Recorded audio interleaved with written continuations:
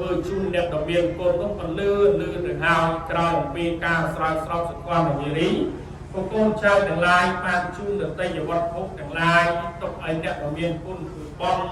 ក៏កូនចៅទាំងឡាយជូនទៅសង្គត់ថាអាវខ្សែស្បែកថ្មីមិនជូនអ្នកដ៏មានគុណហើយសង្គត់ទាំងឡាយបណ្ឌបាតទាំងឡាយសេនាសនៈទាំងឡាយនិងកលិនទីសច្ចៈទាំងឡាយទៅទៅពុកយកទៅធ្វើគាត់បន្តនោះនឹងត្រូវបានរៀបចំវិបទានចំពោះប្រសងដែលបានរៀបចំវិបទានចំពោះប្រសងនេះវេលាព្រឹកស្អែកជាដល់អានិសង្សនៃការដើរអំពីប៉ុនបច្ច័យ4ទី1ជ័យវរៈហើយថាសង្គត់ជ័យវរសង្គត់ជ័យវរនេះមានអានិសង្សឈ្មោះថាបានធ្វើនៅវណ្ណទាន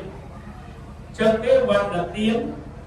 គឺការឲ្យនៅពណ៌សម្បត្តិហើយការឲ្យពណ៌សម្បត្តិដល់អ្នកទទួល